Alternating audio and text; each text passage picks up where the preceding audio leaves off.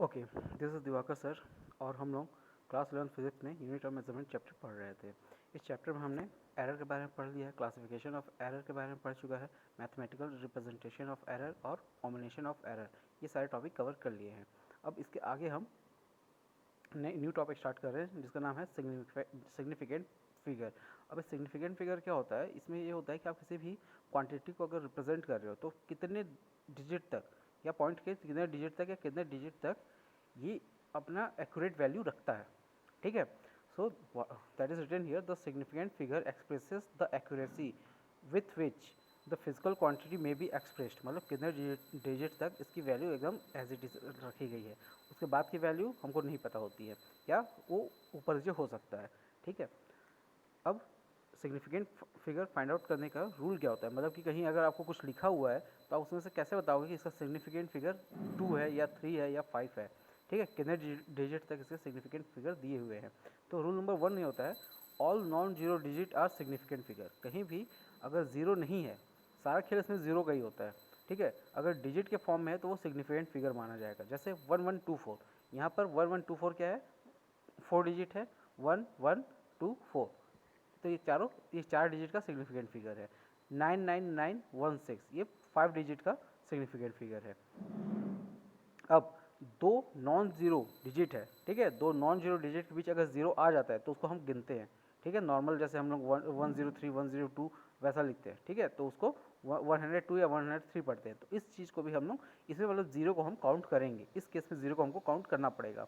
ठीक है, तो all the zeros between non zero digit are significant. जैसे 102, इसमें सिग्निफिकेंट फिगर क्या है, 1 तो सिग्निफिकेंट फिगर है ही, 2 सिग्निफिकेंट फिगर है ही, लेकिन दोनों के बीच में जीरो है तो ये भी एक सिग्निफिकेंट फिगर होगा। वैसे ही 11 1 1 और 1 सिग्निफिकेंट फिगर, लास्ट में 1 वो भी एक सिग्निफिकेंट फिगर, इन दोनों के बीच 3 जीरो है तो ये तीनों भी सिग्निफिकेंट फिगर हो जाएंगे। तो टोटल सिग्निफिकेंट फिगर यहाँ पे 3 है। अब होता है अगला, अब अगर जीरो तुम्हारा जो है वो दो नॉन डिजिट जीरो, मतलब दो नॉन जीरो डिजिट के बीच में नहीं है, वो कहीं और है। ठीक है, इससे पहले है या इसके बाद में है, तब क्या करना है। अगर पहले है तब तो कोई दिक्कत ही नहीं है। ठीक है, दो नॉन जीरो डिजिट है, उससे अगर पहले है तो उस सारे जीरो को हटा दो, कोई दिक्कत नहीं है, उसको गिनना ही नहीं है। जो नॉन जीरो डिजिट है बस उसको गिनेंगे। ठीक है, तो उससे पहले के सारे जीरो हटा देते हैं, और अगर दो नॉन जीरो डिजिट है उसके बीच में जो जीरो है उसको हम कैलकुलेट करेंगे। पहले के सारे जीरो को हम कैलकुलेट मतलब काउंट नहीं करते हैं। तो all the zeros to the right of decimal point and to the left of non zero digit, ठीक है, आर नॉट सिग्निफिकेंट। ठीक है, तो इससे पहले मतलब पॉइंट से पहले अगर कुछ है, मतलब जो भी जीरो है उसको हम लोग काउंट नहीं करते हैं, वो नॉन सिग्निफिकेंट है। All the zero to the right of decimal point are significant. अब पॉइंट आप लगाए हो, ठीक है, उससे पहले, पॉइंट से पहले, ठीक है, मतलब राइट साइड में जो है अगर जीरो है तो उसको हम लोग सिग्निफिकेंट फिगर बोलेंगे। ठीक है, अगर पॉइंट से पहले है, ठीक है, पॉइंट से पहले है तो उसको नॉन सिग्निफिकेंट। पॉइंट के बाद में है, देखो जैसे 30 अगर मुझे लिखना है तो उसको डायरेक्ट, जैसे 30 रुपीज़ लिखना है तो उसको मैं डायरेक्ट 30 रुपीज़ ऐसा लिख सकता हूँ। लेकिन अगर 30.00 लिख रहा हूँ, मतलब कि उसमें एक पैसा भी प्रेजेंट नहीं है, मतलब कि मैं ये बता रहा हूँ कि वहाँ पे 30.02 03 05 इस तरह से मैं नहीं लिख सकता, वो जीरो जीरो ही है। ठीक है, अदरवाइज मैं पॉइंट के बाद दो जीरो नहीं लगाता।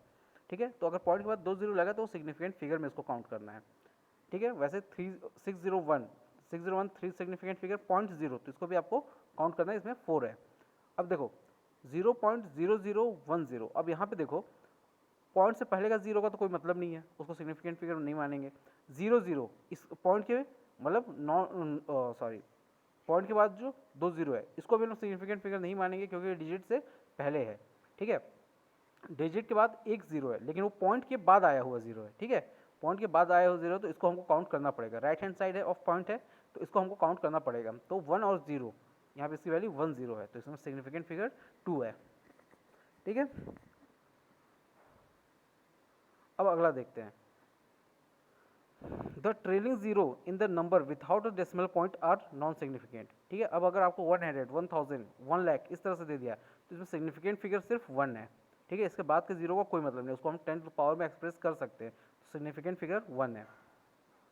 But if the number comes from some actual measurement, ठीक है, अगर ये नंबर किसी एक्चुअल मेजरमेंट से आया, मतलब कि इसके आगे आप मीटर, केजी, किलोग्राम या कुछ भी इस तरह से लिखा हुआ है, तो इसको आप सिग्निफिकेंट मानना पड़ेगा आपको। Some actual measurement then the trailing zero become significant. जैसे यहाँ पर 100 में सिग्निफिकेंट फिगर सिर्फ 1 रहेगा, 1। 100 kg, अब यहाँ पे 100, दोनों जीरो को इसको आपको काउंट करना पड़ेगा।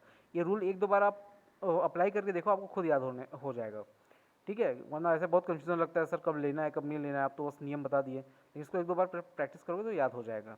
1000 सेंटीमीटर, सेंटीमीटर मतलब सिग्निफिकेंट फिगर 4 होंगे, ठीक है। इसमें 0 1 0 0 1 0। अब इसमें देखो दो नॉन जीरो डिजिट है, उसके बीच जो जीरो उसको काउंट करेंगे, बाकी सबको काउंट नहीं करेंगे।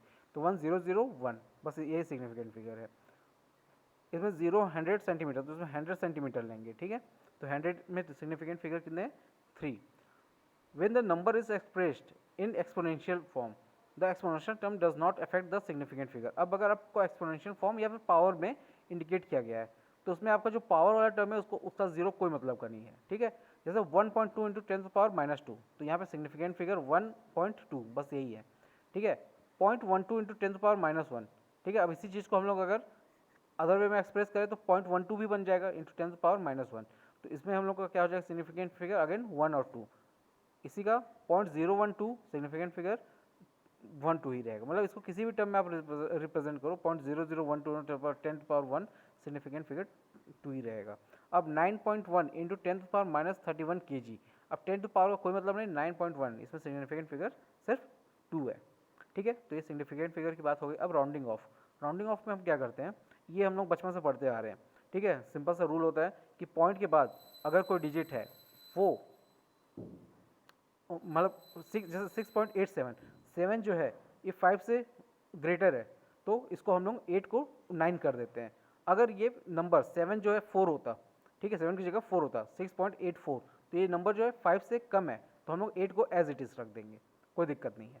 लेकिन अब अगर ये हो जाता है कि 6.85 रहता है, ठीक है, 6.85 रहेगा, तब क्या करेंगे, ठीक है, और 6.75 रहेगा, तब क्या करेंगे। इसमें थोड़ा सा चेंज हो जाता है। होता क्या है कि अगर लास्ट डिजिट 5 आ गया, 5 के केस में क्या करना है कि उससे पहले वाले जो नंबर है उसको बढ़ाते हैं, और कई बार नहीं बढ़ाते हैं, मतलब कुल मिलाकर हमको यहाँ इवन नंबर लाना होता है, ठीक है। हमारा फोकस होता है कि इवन नंबर लाएं। तो अगर ये 7 मतलब 6.85 है, ठीक है, तो 5 जो है, अब 8 के बाद 5 है, 8 जो ऑलरेडी इवन है, तो इसको हम लोग अगर बढ़ाते हैं तो और नंबर में बन जाएगा, तो इसको हम लोग चेंज नहीं करेंगे, तो 6.8 लिख के छोड़ देते हैं। लेकिन अगर यहाँ पे 6.75 है, 7 जो है एक तरह से ऑड नंबर है, ऑड नंबर को हमको इवन में कन्वर्ट करना आएगा, तो 5 हटा देंगे और 7 को हम लोग 8 कर देंगे, ठीक है। जैसे 6.87 को हम लोग 6.9 कर देंगे, 7.79 है, तो मतलब एक डिजिट हम लोग बढ़ा देंगे, क्योंकि दोनों नंबर ही 5 से ज़्यादा है। तो वही लिखा है, if the digit to be rounded off is more than 5, then the preceding digit is increased by 1.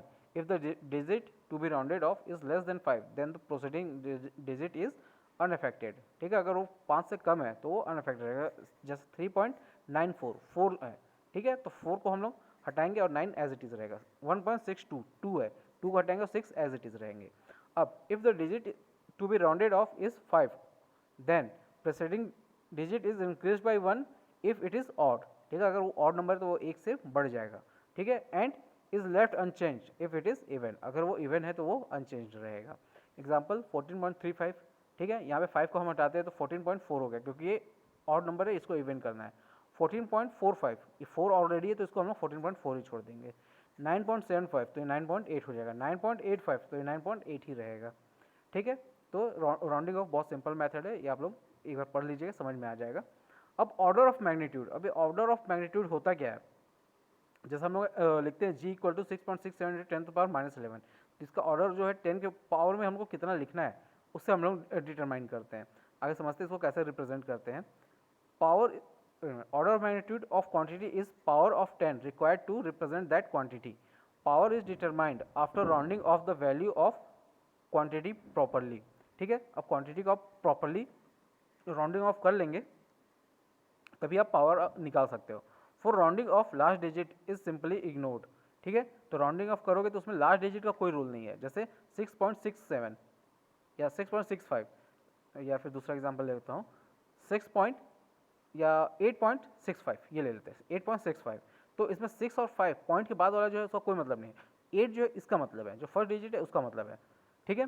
For rounding off the last digit is simply ignored and if it is less than 5, ठीक है, and is increase by 1 if it is 5 और more than 5, ठीक है।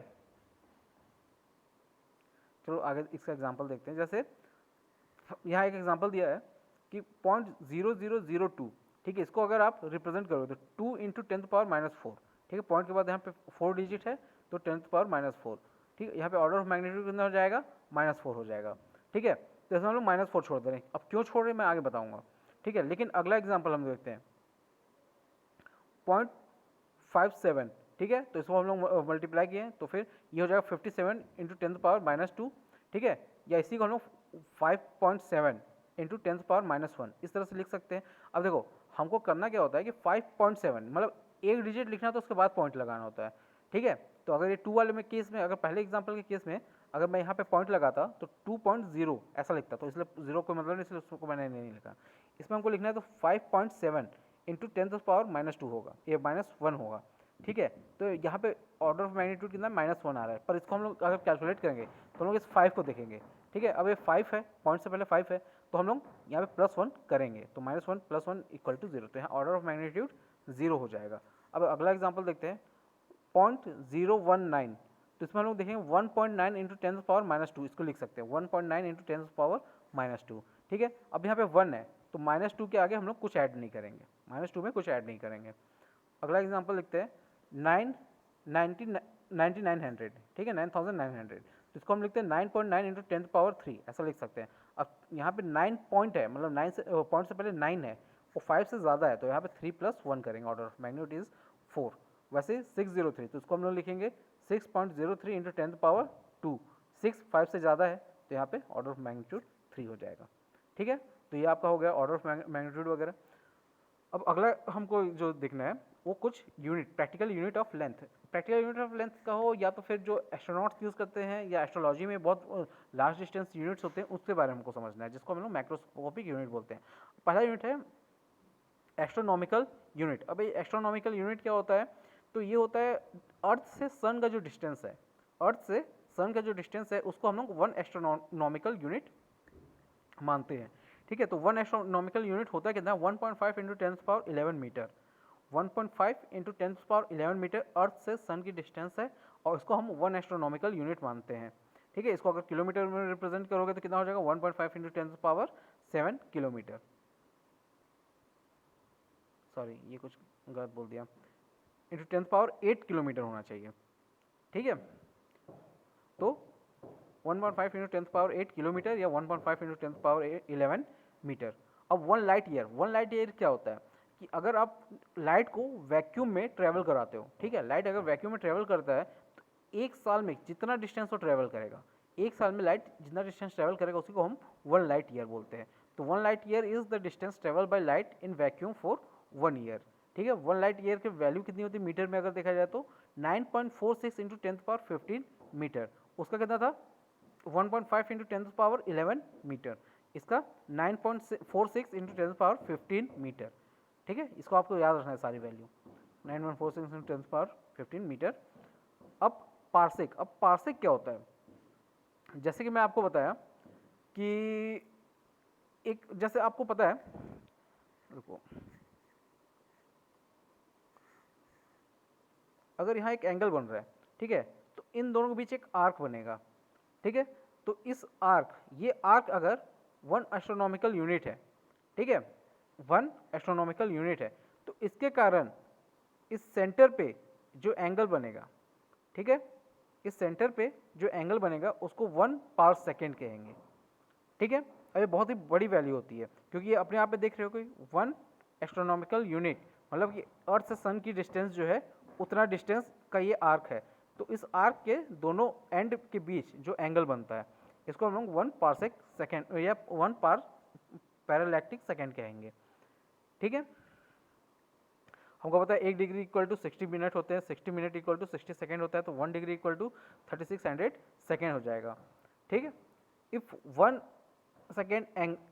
Second angle is subtended at centre of circle by an arc of 1 astronomical unit then the radius is defined at 1 per second. Okay sorry मैं थोड़ा गलत बोल दिया कि अगर 1 एस्ट्रोनॉमिकल यूनिट है, ठीक है, और ये इस पे जो एंगल बना रहा है वो बन रहा है 1 सेकेंड का, ठीक है, 1 सेकेंड का एंगल बन रहा है, मतलब बहुत ही लंबा डिस्टेंस होगा, ठीक है। अगर यहाँ पे बना तो एंगल कुछ और बनेगा, अगर यहाँ पे बना तो एंगल कुछ और बनेगा, ठीक है। तो ये है 1 सेकेंड का, ठीक है। तो इसका जो यहाँ से यहाँ तक का डिस्टेंस होगा इसको हम लोग 1 पार सेकेंड बोलेगा, और ये 1 एस्ट्रोनॉमिकल यूनिट का आर्क है। समझ में आ गया?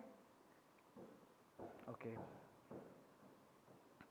तो ये सारे डेफिनेशन आपको लिखते जाने अपने कॉपी में, ठीक है। तो अभी तक जो भी पढ़ा है वो आप लोग सब कुछ नोट कर लीजिएगा। अगला जो है least count and measurement by vernier calipers. अब ये वर्नियर कैलिपर्स वगैरह या स्क्रू गेज वगैरह आपके प्रैक्टिकल का पार्ट है, ठीक है। तो आप लोग जैसे अपने स्केल से लेंथ मेजर करते हो तो उसमें क्या होता है, आपका स्केल में क्या होता है, वो जो भी डिस्टेंस दिया था सेंटीमीटर में दिया था, वो सेंटीमीटर अपने आप में 10 पार्ट में डिवाइडेड रहता है, जो हम लोग एक पार्ट को 1/10 सेंटीमीटर बोल सकते हैं या इसको 1 मिलीमीटर बोल सकते हैं। तो उस स्केल से आप मिनिमम कितना मेजर कर सकते हो, 0.1 सेंटीमीटर। वैसे ही अगर आपको वर्नियर कैलिपर्स दिया रहता है तो वो उस 0.1 को, मतलब जो आपका जो स्केल है उसके 0.1 सेंटीमीटर को और 10 पार्ट में डिवाइड कर सकता है, ठीक है। तो वो उससे आप 0.01 सेंटीमीटर का लेंथ भी मेजर कर सकते हो। तो उतना बारीक लेंथ, उतना बारीक जनरली लेंथ नहीं, वो मोटाई होता है, उसकी थिकनेस होती है। किसी भी चीज़ का थिकनेस मेजर करने के लिए हम लोग वर्नियर कैलिपर्स का यूज़ करते हैं। तो उसका सबसे लिस्ट वैल्यू जिसको आप मेजर कर सकते हो वो है 0.01 सेंटीमीटर, ठीक है। तो उसी को हम लोग जो स्मॉलेस्ट वैल्यू जिसको हम मेजर कर सकते हैं किसी इंस्ट्रूमेंट से, उसी को हम लोग लिस्ट काउंट बोलते हैं। तो लिस्ट काउंट का डेफिनेशन क्या होगा, the smallest value which is measured by instrument, an instrument होगा वहाँ पे, is called its list count. The list count of normal scale is 0.1 centimetre. जैसे मैं आपको बताया 1 सेंटीमीटर 10 पार्ट में डिवाइडेड होता है, तो लिस्ट काउंट हो जाएगा 1 centimetre divide by 10, that is 0.1 centimetre. अब वर्नियर कैलिपर्स किस काम आता है, for measuring small distance the French Pierre Verniers developed a supporting scale capable to move on the main scale, which is called vernier scale. Least count of vernier scale is equal to least count of main scale divided by total division of vernier scale. So least count of main scale is 0.1 centimeter or total division of vernier scale is 10. So least count will be 0.01 centimeter. Total reading कैसे निकालते हैं, main scale की reading multiply by least count, main scale reading plus least count multiply by vernier scale की reading, ठीक है। तो इस तरह से आपको जब प्रैक्टिकल कराऊंगा तो आपको डिटेल में बताऊंगा, अभी बस लिख लिया रहना। अब यही चीज़ स्क्रू गेज के साथ होता है। स्क्रू गेज में क्या होता है कि वो जो मेन स्केल की रीडिंग है उसको ये 100 पार्ट में डिवाइड करता है, ठीक है। तो ये आपको जब प्रैक्टिकल करूँगा तब बताऊंगा हर चीज़, अभी बस लिख ले रहा हूँ। तो स्क्रू गेज का लिस्ट काउंट कितना होता है, उसका पिच, और उसमें क्या होता है, एक गोल घूमने वाला पार्ट होता है, मतलब जो राउंड राउंड घूमता है, ठीक है। तो वो एक राउंड जो कंप्लीट करता है तो उसमें जितना डिस्टेंस से ट्रेवल करेगा उसको हम 1 पिच बोलते हैं। तो pitch divide by total division of circular scale, तो 0.1 सेंटीमीटर डिवाइड बाय 100, उसका लिस्ट काउंट हो जाएगा 0.01 mm, ठीक है। अब पिच क्या होता है, horizontal distance covered in one circle is known as pitch, ठीक है। टोटल रीडिंग वही जस्ट जैसे वर्नियर स्केल का निकालते हैं तो वैसे ही स्क्रू गेज का भी निकालते हैं। Main scale reading plus list count multiply by, उसमें वर्नियर स्केल रीडिंग था, इसमें सर्कुलर स्केल रीडिंग हो जाएगा, ठीक है। तो ये मेजरमेंट ऑफ लार्ज डिस्टेंस, ठीक है। वैसे हालांकि ये भी स्मॉल डिस्टेंस के लिए होता है। अगला जो हमारा टॉपिक है वो हम लोग लार्ज डिस्टेंस को अगर मेजर करना है तो उसमें क्या करेंगे। अब आता है पैरेलक्स मेथड। पैरेलक्स मेथड होता क्या है, हम लोग जैसे लेंस का जब एक्सपेरिमेंट करते हैं तो उसमें ये मेथड यूज़ होता है, ठीक है। तो लेंस का जब हम लोग एक्सपेरिमेंट कर रहे थे तो उसमें होता क्या है कि एक नीडल के ऊपर दूसरे नीडल का टिप हम लोग को फाइंड आउट करना रहता है, और उसके बाद ये एग्जैक्टली एक दूसरे के ऊपर है कि नहीं इसको चेक करने के लिए एक बार हम लोग थोड़ा सा राइट साइड मूव करते हैं, एक बार हम लोग लेफ्ट साइड मूव करते हैं। दोनों साइड से अगर वो टिप अगर चेंज नहीं होता तो उसमें पैरेलक्स एरर प्रेजेंट नहीं है। तो इसमें क्या होता है, when a object is seen by closing over right and left eye alternately, there is a shift in position of object with respect to the background, ठीक है। This is known as parallax method. The distance between both observation point is known as base, ठीक है। Find the distance of any star from earth by, ठीक है। हम लोग किसी star का अगर डिस्टेंस ट्रेवल फाइंड आउट करना है तो अर्थ का हम लोग को अगर उसका डायमीटर पता है, ठीक है, या रेडियस पता है, ठीक है, तो एंगल कैसे फाइंड आउट कर लेंगे, आर्क डिवाइड बाय रेडियस, ठीक है, इस तरह से।